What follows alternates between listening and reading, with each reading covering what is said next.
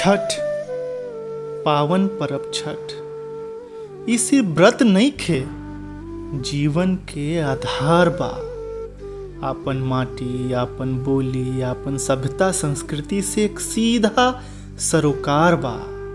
ई सिर्फ व्रत नहीं खे, जीवन के आधार बा।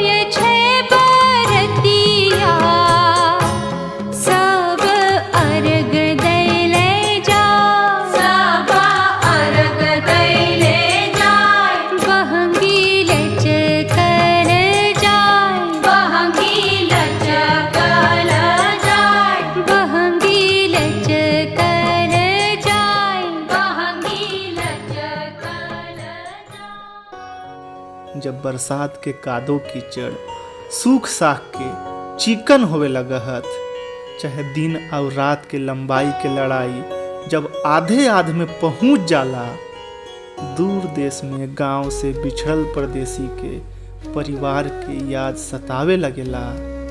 उ बिरह के वेदना से पीड़ित मनला माटी के पुकार बा। छठ सिर्फ परब नहीं खे, जीवन के आधार बा। आपन माटी, आपन बोली, आपन सभ्यता संस्कृति से एक सीधा सरोकार बा।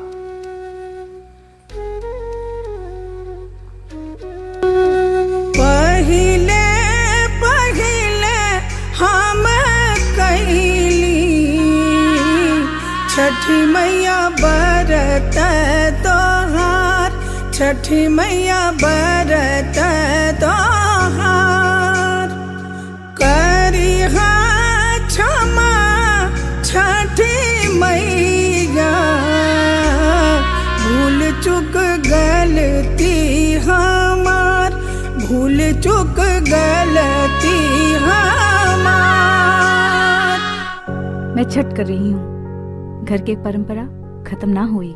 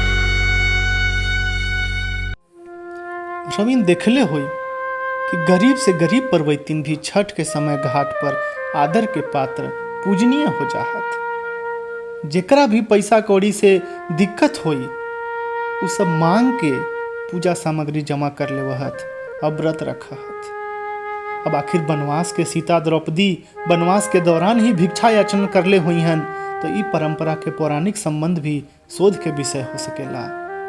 का ऊंच का नीच सब एक बरोबर छठ घाट पर, सब पर ऊर्जा पुंज के एक समान पड़ेला और एक समान सब एक रूप होकर के पुण्य के भागी बनाहत।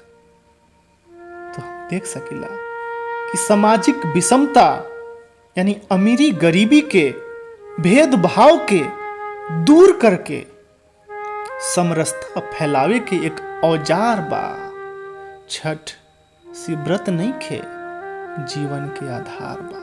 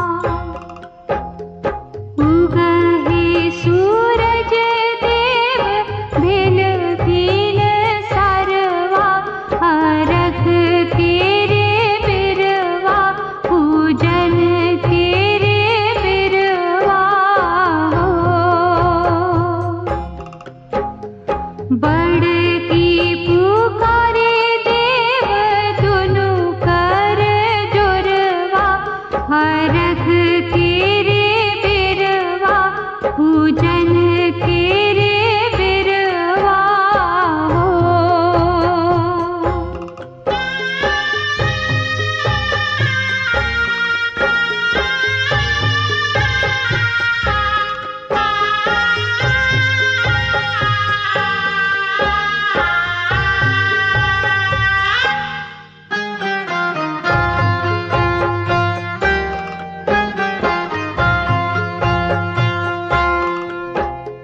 बांझिन पुकारे देव दुनु कर जोरवा, हरख के रे बिरवा, पूजन के रे बिरवा हो। अन्हरा पुकारे देव दुनु कर जोरवा, हरख के रे बिरवा, पूजन के रे बिरवा हो।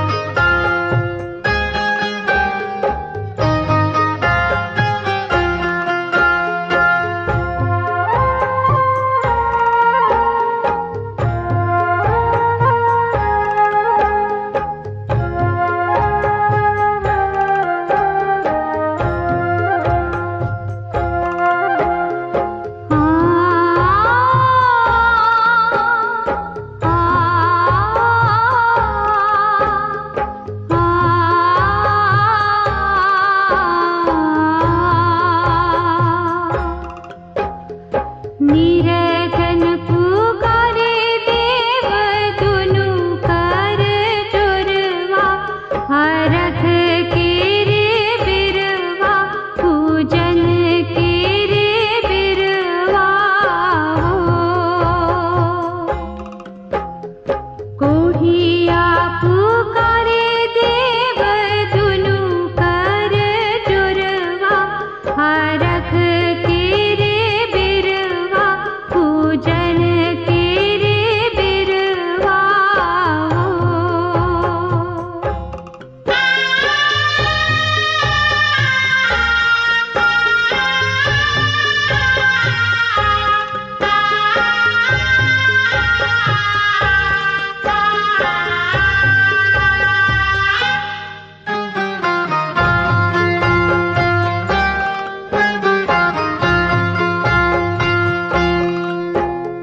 लंगड़ा पुकारे देव दुनु कर जोरवा, हरख के रे बिरवा, पूजन के रे बिरवा हो।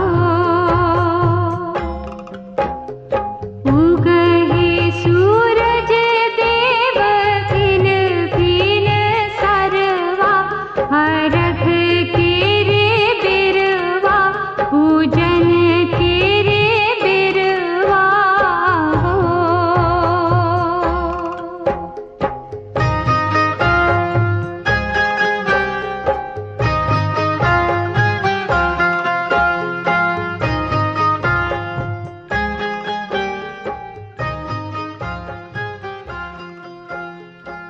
प्रकृति के सुंदरता के सहेजे खातिर गांव घर जमार के बरसात के जमा हो गेल कादो कीचड़ झाड़ झखाड़ के साफ करके रोग बीमारी के दूर करे के उद्देश्य से घाट में जो साफ सफाई होखेला, अब एकर महत्व तो केकरो से छुपल नहीं खे।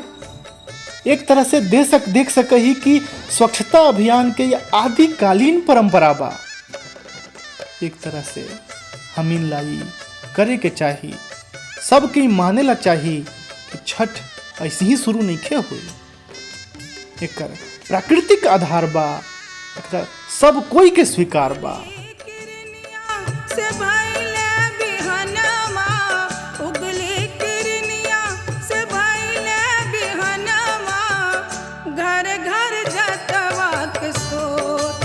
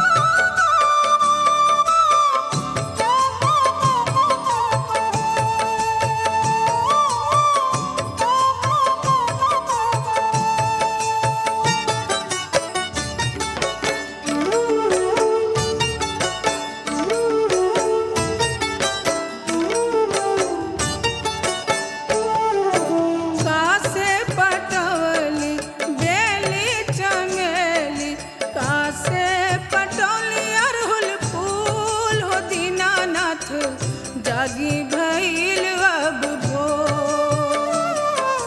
कासे पटौली बेली चमेली, कासे पटौली अरहुल फूल हो दीनानाथ जागी भइल अब भोर। हो दीनानाथ जागी भइल अब भोर। हो दीनानाथ जागी भइल अब भोर।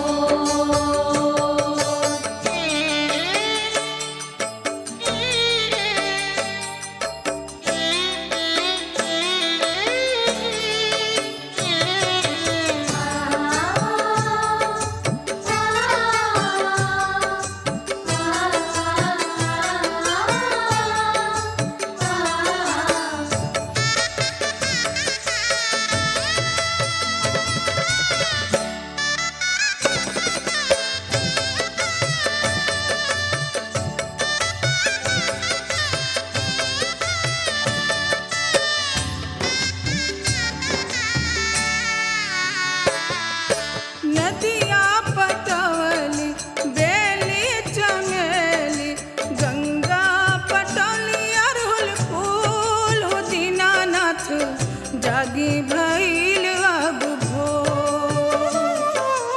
नदिया पटौली बेली चमेली, गंगा पटौली अरहुल फूल हो दीनानाथ जागी भइल अब भोर।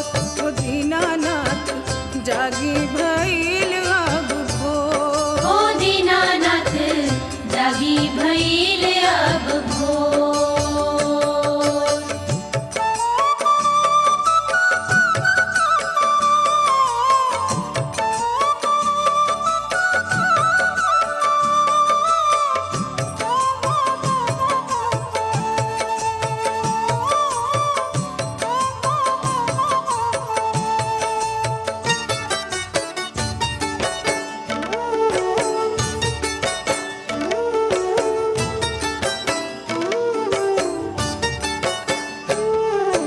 रेशम सूत गुथली बेली चमेली, सोने गुथली अरहुल फूल हो दीनानाथ जागी भइल अब भोर। रेशम सूत गुथली बेली चमेली, सोने गुथली अरहुल फूल हो दीनानाथ जागी भइल अब भोर। हो दीनानाथ जागी भइल अब भोर। हो दीनानाथ जागी भइल अब भोर।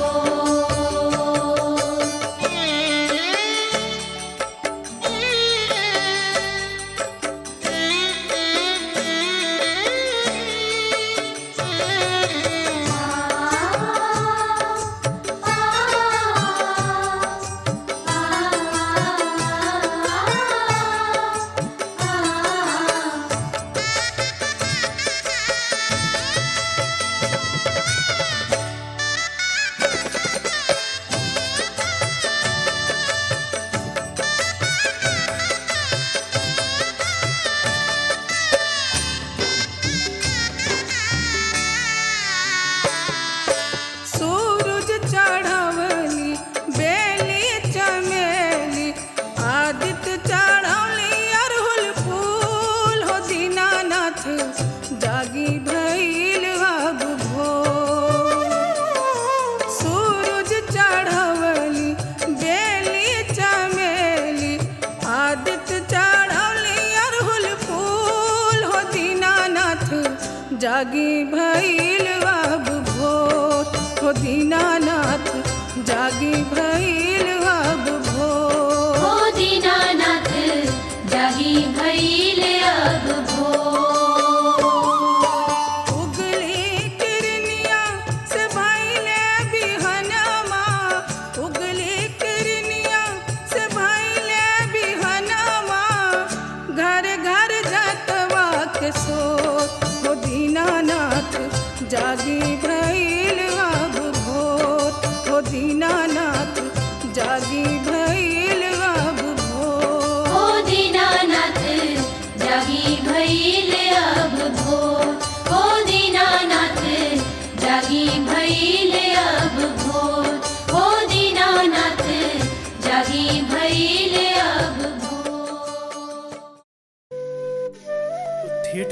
टीम के तरफ से ई रहे कुछ चुनिंदा छठ गीत और ओकर महत्व के वर्णन। एकर अगला भाग भी हम इनके यूट्यूब चैनल पर उपलब्ध हुई, तो हम इनके साथ जुड़ल रहूं और यही तरीका से आपन माटी आपन बोली के आउ समृद्ध करे में हम इनके प्रयास में मदद करूं, भागीदार बनी। ठेठ पलामू के तरफ से रविन के छठ के बहुत बहुत शुभकामना।